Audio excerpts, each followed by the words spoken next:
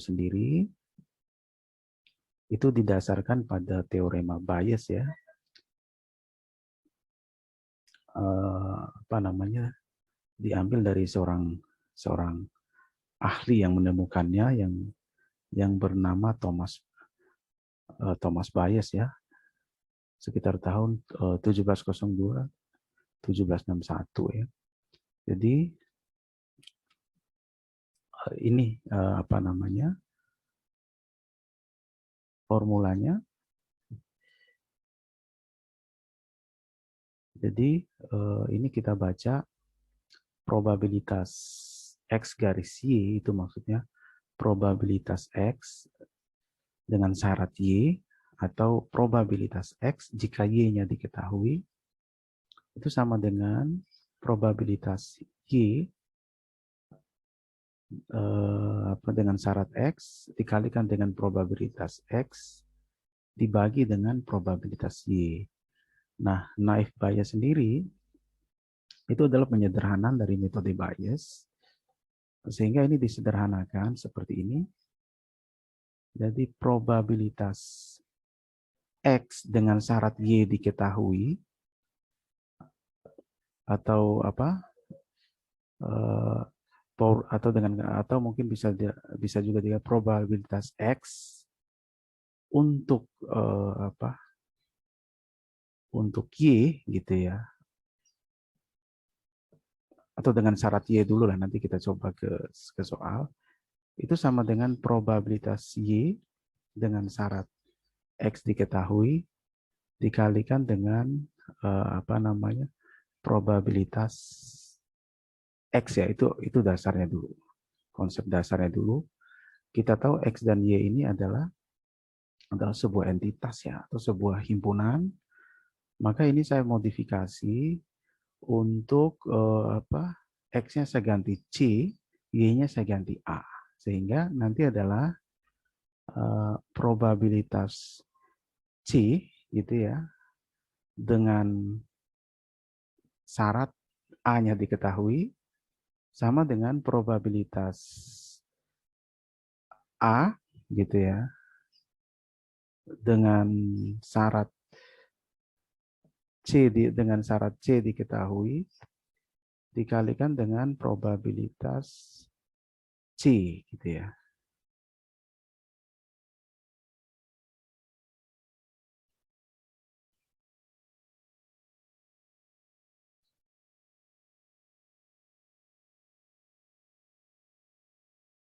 Di mana C itu adalah kelas, A itu adalah atribut.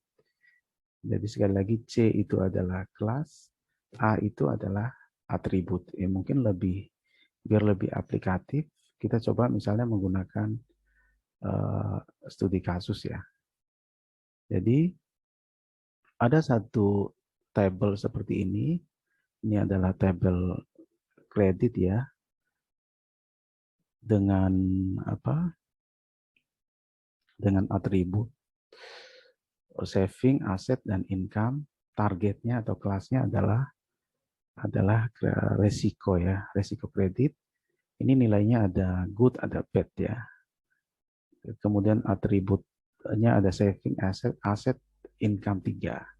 Nah, jadi ada kasus, ada pertanyaan, apakah seorang nasabah bermasalah dalam kredit atau tidak jika savingnya high, asetnya low, income-nya kurang sama dengan atau kurang atau sama dengan 50 ke bawah. Nah, kita lihat. Nah, ini tadi kita lihat.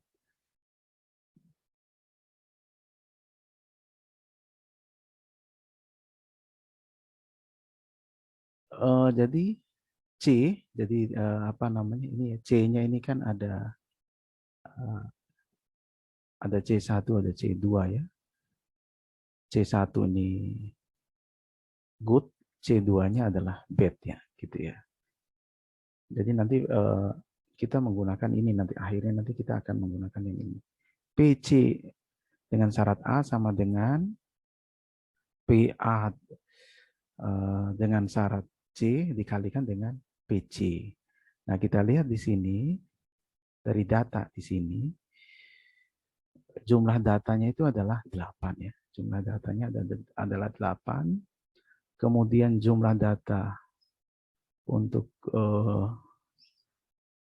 kelasnya yang good ada 5. Kemudian yang bad-nya ada 3 ya. Dari sini Anda bisa lihat di sini, ini yang good, 1, 2, 3, 4, 5. Kemudian yang bad-nya ini ya, 1, 2, ada 3. Ada 3 ya. Nah, kemudian kalau kita cari probabilitas yang good gitu ya, ini yang good. Probabilitas kelasnya yang Anda hitung aja. Yang good-nya ada berapa? Ternyata tadi kan kita ada 5. Kemudian dibagi 8.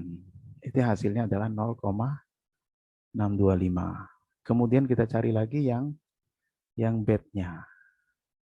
Yang bad-nya kan ada 3 ya, berarti dia 3 per 8, ini hasilnya adalah 0,375. Kemudian yang berikutnya kita cari, jadi pekerjaan kita kan mencari yang ini tadi yang barusan ya, mencari yang ini, PC-nya gitu ya, probabilitas kelasnya. Kemudian untuk sekarang kita cari probabilitas yang ini. Nah, probabilitas atribut dengan syarat C ya. Jadi kita lihat yang ini, yang probabilitas savingnya high, tapi di kelas good gitu ya. Jadi kita fokusnya ke kelas yang good. High-nya ada berapa? Berarti kita lihat high-nya ada yang good, di sini nggak ada. Berarti dia cuma ada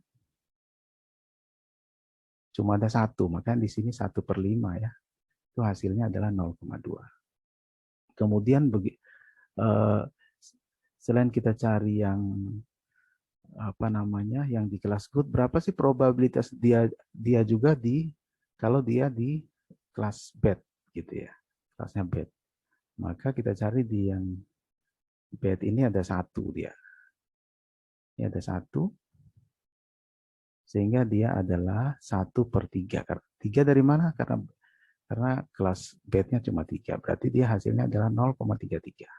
Begitu seterusnya untuk atribut yang lain. Misalnya kalau untuk yang asetnya low, tetap kita mencari probabilitasnya di kelas good maupun bad. Di kelas low, asetnya low di kelas good, kita cari ternyata yang di kelas good nggak ada. Maka dia 0 ya. Kemudian di kelas bad-nya ternyata dia 1, ada 2. Makanya di sini probabilitasnya 2/3. Jadi yang 1 di sini, kemudian 1 lagi kan di sini. Jadi ada 2 dia, maka dia 2/3. Ini 0,67. Dengan cara yang sama, kita cari probabilitas income di kelas good, income-nya 50 ke bawah. Di kelas good, kita cari 1, kemudian 2, kemudian 3. Berarti kan dia ada sebentar 1, 2.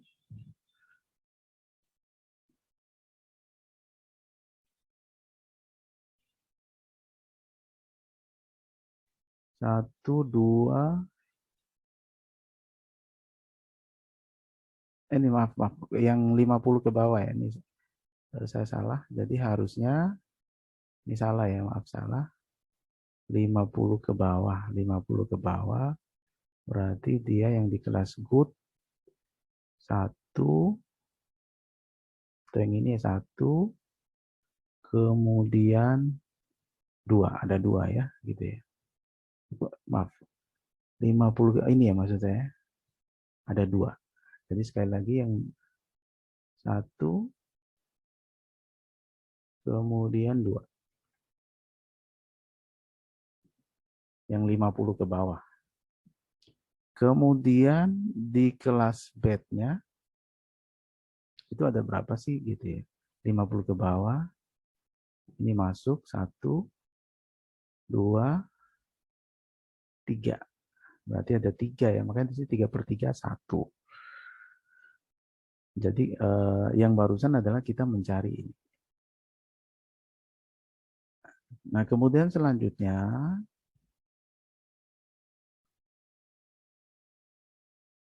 kita cari misalnya apa namanya? Kita mau cari yang kita mau menyederhanakan lah gitu ya. Yang ini kita mau menyederhanakan. Caranya adalah yang ini dulu, PA untuk C1 untuk yang good itu kan sama dengan kita kumpulkan gitu ya, yang goodnya 0,625 ini, kemudian maaf yang goodnya, maaf yang maksud saya yang ini 0,2 ya, maksud saya yang ini ya, yang karena fokus kita kan ke yang ini dulu ya, ke yang ini dulu. Nanti tinggal kita cari dengan yang PC, nanti kita kalikan dengan yang PC. Maksud saya 0,2 yang ini, kemudian ini yang goodnya, kemudian yang ini. Nah, berarti itu kita kalikan 0,2 kali 0 kali 0,4. Hasilnya adalah 0. Kemudian probabilitas A, atribut, untuk yang bad, berarti yang badnya ya kita kumpulkan, kemudian kita kalikan. Ini, yang ini 0,375, kemudian, maaf, yang ini, yang bawah ini maksud saya, yang 0,33 dikalikan dengan 0,67 dikalikan dengan 1. Itu hasilnya adalah 0,22 gitu ya. Kemudian naik. Jadi yang barusan adalah kita mencari nilai-nilai yang ini ya. Mencari nilai-nilai yang ini. Kemudian kita kalikan dengan PC. Jadi kita kalikan dengan yang good-nya ya sekarang, yang kelas good-nya yang di atas ini. PAC1 good dikalikan dengan PC1 good. Jadi yang good-nya kita kumpulkan semua ya sekarang ya. Kalau tadi cuma perkalian atributnya, sekarang dikalikan dengan probabilitas kelas. Jadi yang ini hasilnya adalah 0 dikali 0,625 sama dengan 0 untuk yang good-nya, kemudian yang bad-nya atribut probabilitas atribut untuk kelas bad-nya dikalikan dengan probabilitas kelas bad ya, 0,22 tadi sudah kita cari, dikalikan dengan 0,375 hasilnya adalah 0,0825. Nah, dari hasil perhitungan di atas kita bandingkan nih, lebih besar mana, lebih kecondongannya ke yang good atau yang bad. Ternyata dia lebih besar yang ini. Makanya dari hasil perhitungan dapat disimpulkan bahwa data baru tadi yang kita prediksi tadi masuk ke kategorinya adalah kelas bad ya, untuk resiko kreditnya bad ya. Itu kalau kita menggunakan cara hitungan manualnya ya. Tapi kalau kita misalnya mau menggunakan software, mau menggunakan apa?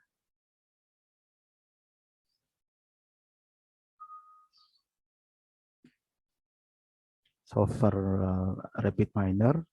Nah, Anda harus menyimpan dulu dalam bentuk seperti ini ya. Jadi Anda simpan dulu di komputer. Kemudian yang ditanyakan juga kita simpan juga. Karena tadi kan kasusnya ditanyakan ini ya. Yang ditanyakan adalah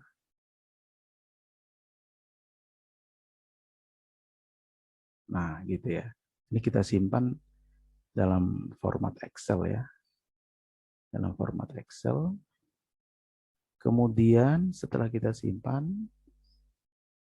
kita mau mengimpor ya kita buka RapidMiner. Kita mau mengimpor ke RapidMiner ya.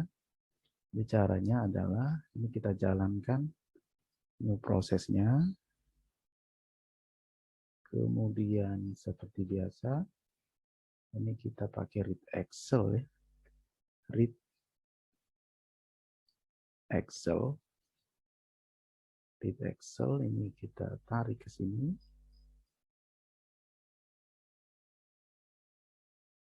Kemudian kita impor datanya tadi ya. Kita impor datanya tadi.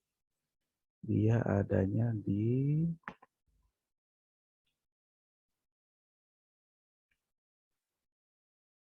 jadi seperti biasa ya, seperti mengimpor biasa. Kita cari posisinya dia ada di mana. Saya simpannya tadi di sini. Kemudian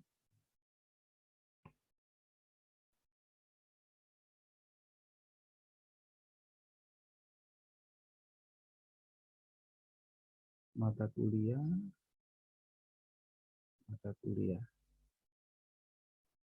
yang di sini.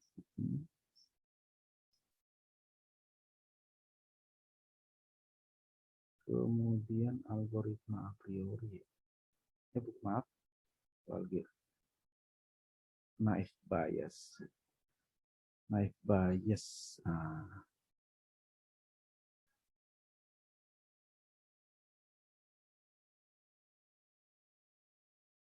Jadi tinggal kita next saja.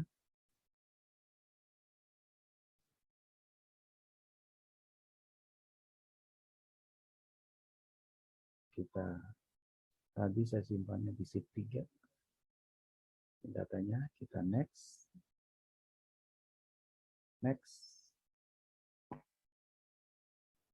Kemudian ini no customer ID-nya ini enggak saya pakai, saya settingnya ID yang tidak dipakai. Kemudian ini atribut polinomial ya. Ini binominal ya. Kemudian jangan lupa ini adalah labelnya ya. Kemudian finish. Kemudian saya juga mau mengimpor tadi yang mau diprediksi. Tadi biar sekalian saja. Caranya sama. Posisinya dia tadi.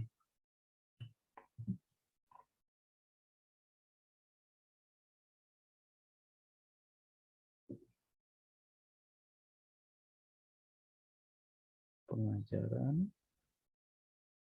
kuliah ya.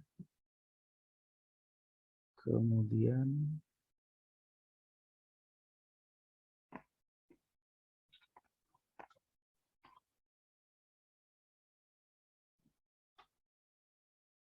naive bias ya, naive bias. Nah, ini yang testing ya untuk yang mau kita prediksi ya. Ini kita next saja seperti biasa. Ini benar datanya, next. Next ya, next. Ini nggak saya pakai untuk kita setting ID kalau kita nggak pakai ya. Savingnya atribut tadi polinomial. Ini juga polinomial. Kalau yang income tadi binominal ya. Kemudian finish ya.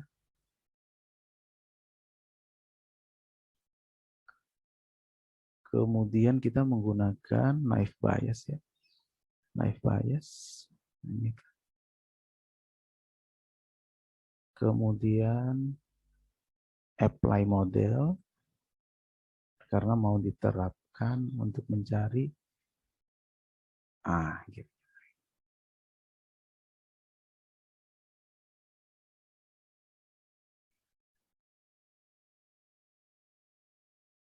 Jadi ini dihubungkan ke sini. Lempar ke sini ya. Kemudian ini saya geser ke sini dulu. Ini kita lempar ke sini. Dapat model, tentunya model ini mau di naive Bayes di sini dapat modelnya nanti mau diimplementasikan untuk kasus yang ini. Kemudian saya mau mengeluarkan hasil prediksinya sama modelnya. Nah, kemudian kita jalankan.